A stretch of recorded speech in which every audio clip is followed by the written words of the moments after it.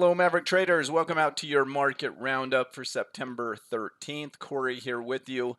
Quite a day in the markets. Let's get to it. So, what was happening today? Well, it was all about inflation, and it was an absolute bloodbath. As you look at the markets over here, I mean, the Dow, S&P, NASDAQ in the neighborhood of 4 and 5% down. Oil and gold, not quite as much, but it was widespread. I mean, this heat map looks about as ugly as you can possibly get it. Advancers versus decliners, almost all in the red. And then again, we've talked about we're still in a bear market. Now, I spent quite a bit of time last week talking about the rally that I expected, and we had a 4 or 5% rally. We gave it all back today, but we had a nice rally, kind of what I anticipated. Absolute terrible price action today. So, what was the news? Well, first, core CPI 2 times more than expected. So, core CPI is basically excluding food and energy, and it's all of the other stuff. And it's basically saying, is inflation everywhere? Is it, just in food and energy, or is it actually spreading out? And it seems that prices are going up across the board. And this was somewhat predictable in that when energy prices go up, and these are input costs, so if I'm a company and I do something, I probably have to pay for energy. And if energy gets more expensive, I try to pass that on to consumers if I can by raising prices to keep profitable and so forth. And so we're seeing some of that. Inflation is being seen in a variety of different areas of the market. It came in hotter than expected, and the markets did not take it well. So as we look at a chart here of the S&P, last week we talked quite a bit. I mean, here's where we were last Tuesday, and I was adamant. I thought we were going to rally. I called it into the low 400s in here somewhere.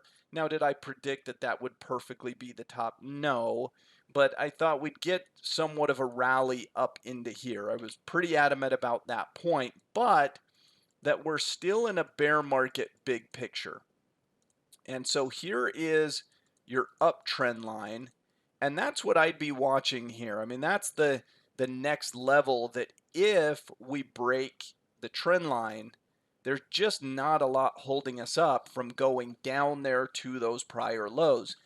But importantly, even with today's price action, we're still above the trend line. So, boy, I don't know. It's hard to short stuff when it's already down 4% on the day. The only thing I did today was bearish, and I did it early before we were already down 4%. Later in the day, I didn't do anything. I just sat and watched the bloodbath, right? But that's kind of the area of interest is that trend line. And if it breaks, the markets have a bigger problem. If we bounce here, oddly enough, it could really shock and surprise people. You might come right back up and fill that gap and so on. It wouldn't shock me if we kind of stay range bound for a little bit longer. But like I said last week, ultimately, I do think we're going down to those lows again. Ultimately, I think this bear market holds.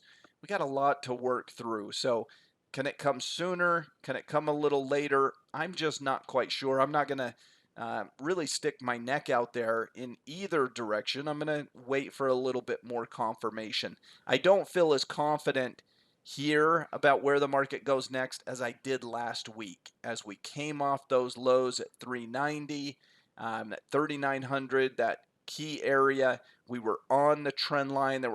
We were extended to the downside. There were a lot of things that I liked about the market there for a relief rally. Well, we had that, and now I'm just not quite sure where I want to go next with this market. If we look at the NASDAQ, it's a similar picture. The difference being, again, we're still in this trading range, but the difference being, to me, the NASDAQ even looks a little bit worse than the other markets. So, I mean, I could get behind the idea that maybe the NASDAQ is a better short than the S&P. That maybe there's going to be a little bit more selling pressure here. But ultimately, again, we're still within that trading range. So the heat map, I mean, there's really nothing green there. I mean, you can kind of see maybe something in the agricultural space, but let's just say it together. It was throw everything out. It was widespread.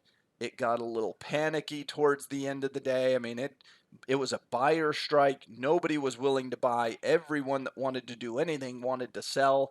They kept pushing prices lower to try to find buyers. No buyers were to be found, so the price went lower. Still no buyers, and the price went lower, and that happened all day long. So as we look at the markets, we're below the 50, below the 20, but still in that trading range. Next stop, maybe a choppy market for a few days here, and then we break. Maybe we just break right away. I could go either way, but ultimately, I think we're going lower. And if you have an intermediate, kind of longer term time frame, I would think we're headed down there towards the prior lows. So it's going to get a little worse before it gets better here in the markets.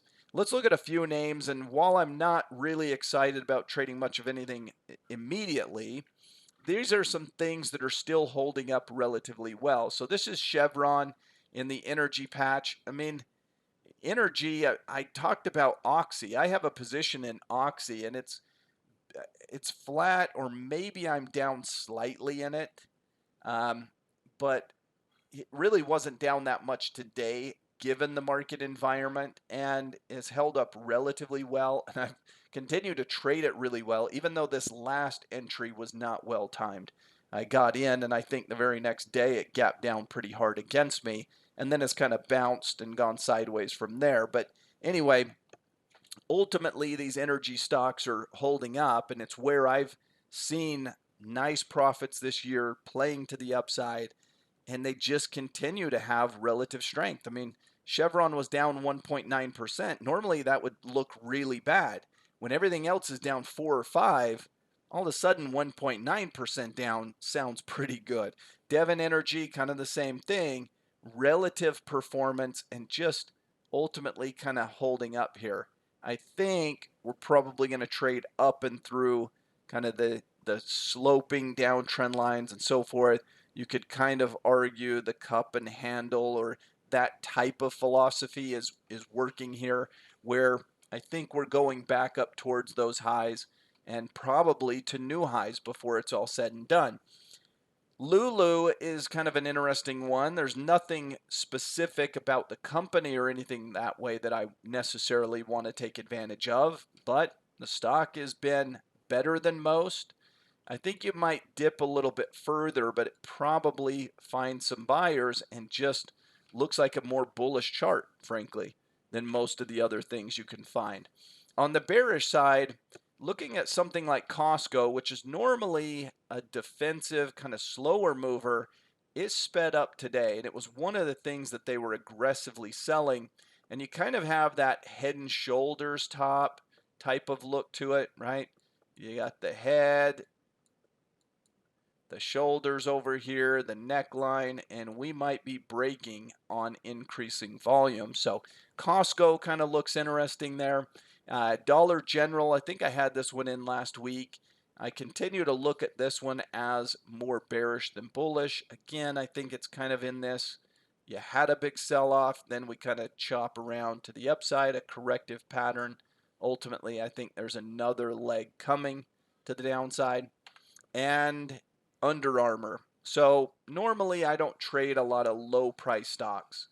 There's a few reasons for that. They're just more easily kind of pushed around, manipulated, etc.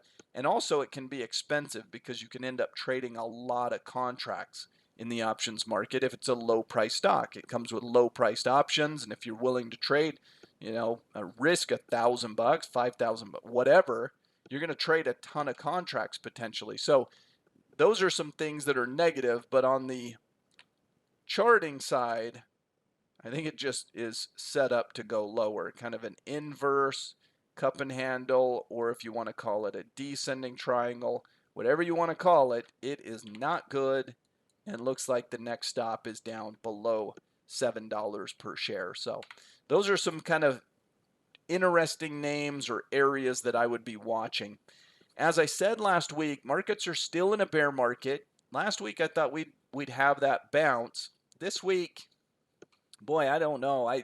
again, I would have to give the bearish side the benefit of the doubt here because we're down at that trend line. And today's sell-off was vicious. It had energy. I mean, it can continue further. So I would have to call this more bearish than bullish, but we're still inside that range. And what's interesting is normally a huge day like that would break key levels of support, would break out of trend lines, would break below. And it's interesting that the market didn't do that. It gave back all of those gains from last week. It's kind of took us 5 days or so to make that 5% rally. It took one day to give it all back, but we're still in that range. And when you have those big days inside the range, they're less trustworthy. They're just not as trustworthy in terms of what comes next. Usually we can say a big bearish day like that, you look at it, it's broken key levels, and there's just a clear picture. Just don't know that we have that yet. Retail sales come on Thursday. Earnings, not much. Adobe is kind of interesting, big tech name.